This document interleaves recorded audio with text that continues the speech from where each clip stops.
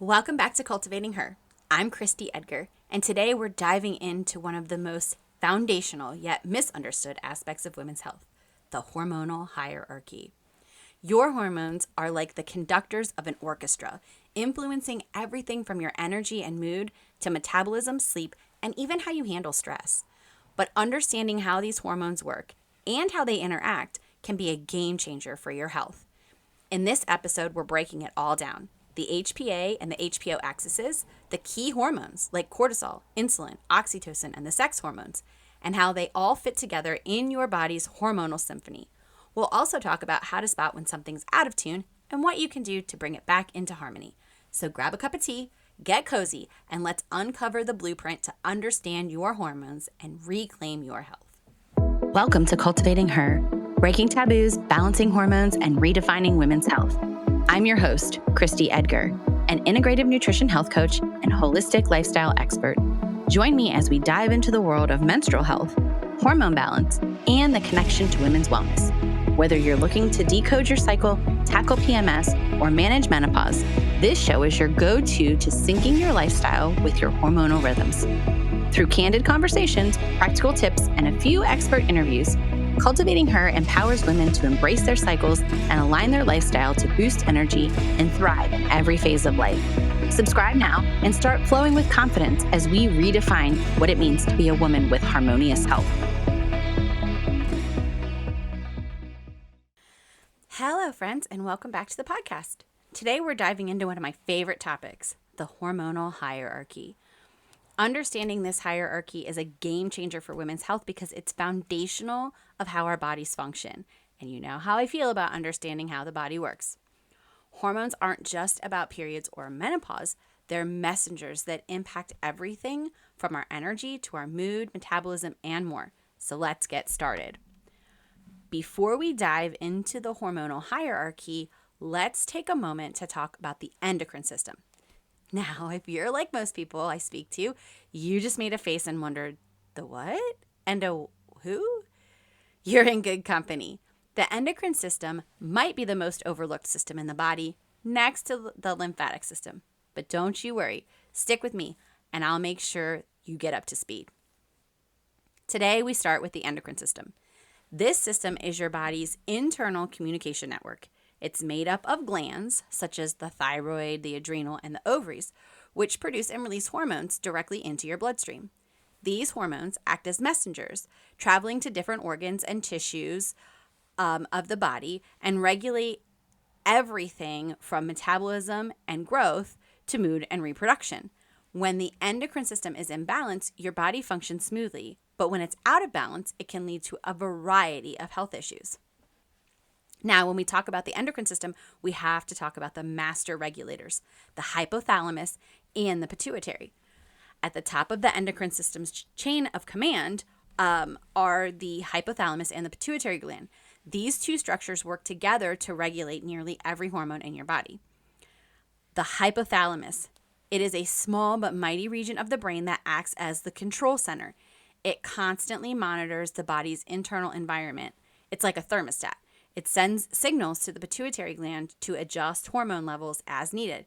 It is responsible for regulating hunger, thirst, sleep, and body temperature, as well as linking the nervous system to the endocrine system. The pituitary gland. It is often called the master gland. The pituitary is located just below the hypothalamus. It receives instruction from the hypothalamus and releases hormones that influence nearly every other gland in the body, including the thyroid, the adrenals, and the ovaries. The pituitary is divided into two parts. The anterior pituitary, which produces hormones like growth hormones, prolactin, and ACTH, adrenocorticotropic hormone, and the posterior pituitary, which releases oxytocin and vasopressin. When the hypothalamus and the pituitary are functioning well, they create harmony in the endocrine system. But when stress, poor nutrition, or other factors disrupt their communication, it can throw the entire system off balance. Now, let's set the stage. There are two powerful feedback loops associated with the hypothalamus and the pituitary. We have the HPA and the HPO axes. These are like the command centers of our hormonal system. The HPA axis stands for hypothalamus pituitary adrenal, and the HPO is the hypothalamus, the pituitary, and the ovaries. Think of them as the two major highways that connect your brain to your adrenal glands and ovaries, respectively. The HPA axis manages your stress response. It starts in the hypothalamus, which sends signals to the pituitary gland. The pituitary then communicates with your adrenal glands to release cortisol, the stress hormone. Cortisol is essential in small amounts. It helps you wake up, respond to challenges, and maintain blood sugar levels. But when it's out of balance due to chronic stress, you might feel wired but tired, have trouble sleeping, and notice weight gain around your midsection. The HPO axis governs your reproductive hormones. The hypothalamus and the pituitary talk to the ovaries, which produce estrogen, progesterone, and a little testosterone. These hormones regulate your menstrual cycle, fertility, and even your bone and heart health. When the HPO axis is disrupted, maybe from stress, poor diet, or lack of sleep, you might experience irregular cycles, PMS, or symptoms like hot flashes. All right, now it's time to meet the key players in the hormonal hierarchy. In this hormonal symphony, we have cortisol, insulin, all of your sex hormones, estrogen, progesterone, and testosterone, and oxytocin, okay? Cortisol is the stress hormone. It is made in the adrenals, which sit on top of the kidneys. High cortisol can show up as anxiety, insomnia, sugar cravings, and belly fat. Low cortisol might leave you feeling fatigued, dizzy when standing up too quickly, or unmotivated. Cortisol is like the top, it's not the top tier of the hormone, but it's up there with the hierarchy, okay? When it is constantly elevated, it can disrupt the other hormones below it, including insulin and your sex hormones. So the next hormone is insulin. This is your blood sugar regulator. So it's the hormone that helps your cells absorb glucose from the blood. Insulin is produced by the pancreas. Signs of insulin resistance include fatigue after meals, sugar cravings, difficulty losing weight, and dark patches of skin, especially around the neck or underarms. Insulin is a foundational hormone. Balanced blood sugar is critical for stable energy and hormonal harmony. Remember, blood sugar balance is one of our foundational nutrition principles as well, and estrogen thrives on stable blood sugar. This is also why, because insulin is above the sex hormones, that if we have insulin resistance, we almost always have a sex hormonal issue, okay? So we have the sex hormones, estrogen, progesterone, and testosterone. These are hormones that regulate your menstrual cycle, your libido, and whether you're a boy or a girl. So estrogen, is the queen bee. We talked about her in the last podcast. So she's responsible for the thickening of the uterine lining and maintaining bone density and supple glowing skin. Progesterone is your calming hormone, essential for a healthy nurture phase and a healthy pregnancy. Testosterone, often overlooked in women, is vital for libido, muscle mass, and our mood. All three are produced in the ovaries, but also in the adrenal glands, because remember, the hormonal handoff of perimenopause into menopause is the ovaries stop making these hormones, and now they are produced by the adrenals. Signs that they are out of balance. Estrogen dominance can cause heavy periods, mood swings, and weight gain. Low progesterone might show up as anxiety, insomnia, or spotting before your period. And low testosterone can lead to low libido, fatigue, and muscle weakness, and is almost always caused by insulin resistance. Remember, I said that it's affected by the hormone directly above it. So insulin is affected by cortisol. Sex hormones are affected by insulin. Now, the last hormone is oxytocin.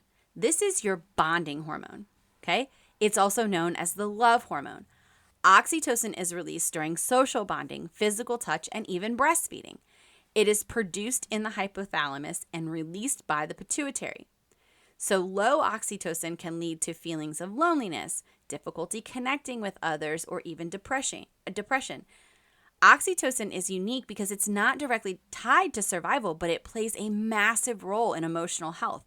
It is a crystal clear reminder that mindset and emotional connection, two of our holistic pillars, are essential for overall well-being. Oxytocin is the healer of all things. Okay? Oxytocin keeps cortisol in check. When cortisol is in check, then we don't have to worry about cortisol throwing off our insulin. There is like I said, a hierarchy where they're all tied in together and they all affect one another. So, how do we support this hormonal hierarchy? Well, it starts with addressing the root cause of the imbalance. So, here's a couple of strategies. Stress management. So, incorporate mindfulness, prayer, nature walks, sound baths, yoga, meditation. Remember, cortisol rules the roost. Okay? If cortisol is unhappy, the rest of the hormones are going to suffer. Balance out your nutrition. Focus on protein, healthy fats, and nature's carbs to stabilize blood sugar and support insulin.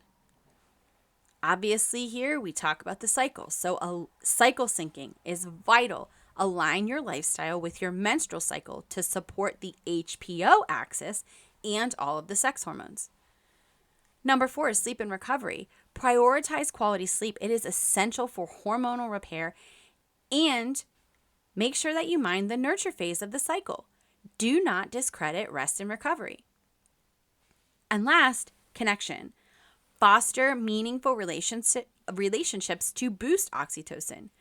You will hear me talk about how we are living in the most toxic time in human history, but we are also living in the most disconnected time in history as well. People are so inwardly focused, addicted to social media and modern conveniences, and then there's this false connection that comes from these dopamine hits that these things give. We run 1,000,000 miles an hour and wear busyness like a badge. We aren't authentically connecting with other humans. We are essentially doing life alone, which was never God's intention for us. We are tribal people, okay? Doesn't take much. If you look at the blue zones, right? Or, where they have these areas of the world that have longevity. They live long periods of time. If you look at these people, they wrote a book about it. It's called the blue zones. And you look at what their life looks like. They have community and connection. They all have a purpose. James Maskell wrote a book called The Community Cure, where they studied for a decade how healing happens with people in community when we're not alone, when we know that there are other people who are going through the same things that we are, when we're able to lean in and love on each other. I know I sidebarred a little on connection, but that's how important oxytocin is to our health. It literally has the power to regulate all of the other hormones. So in conclusion, I just want you to understand how this hormonal hierarchy can be empowering. It gives you the tools to listen to your body and make choices that align with your health goals. So if you're experiencing symptoms of imbalance, don't ignore them. They are your body's way of asking for help. Please feel free to reach out and ask questions if you have them. I would be more than happy to help you start biohacking your way to better health. I would encourage you to take small, intentional steps to start supporting your hormones. Manage stress, eat to nourish your body, prioritize sleep, and make time to nurture meaningful connections. Your body has an incredible capacity to heal when given the right tools. So, thanks for tuning in today. If you found this episode helpful, share it with a friend who could use the info on their own health journey. And don't forget to subscribe to Cultivating Her so that you never miss an episode. Next time, I'll be addressing lifestyle and the 5 foundational principles I teach to my clients. Until next time, work toward honoring the beautiful rhythm of your body and take care of yourself. You deserve it. Thank you for joining me on this journey to educate and empower. I hope you found value in what you heard and will come back to listen again. Together, we're going to create a community of women empowered to transform their health. If you're excited to be part of this, please subscribe, leave a review, and share with the other women in your life who need health support tailored to that X chromosome. Until next time, be kind, be well, cultivate your health.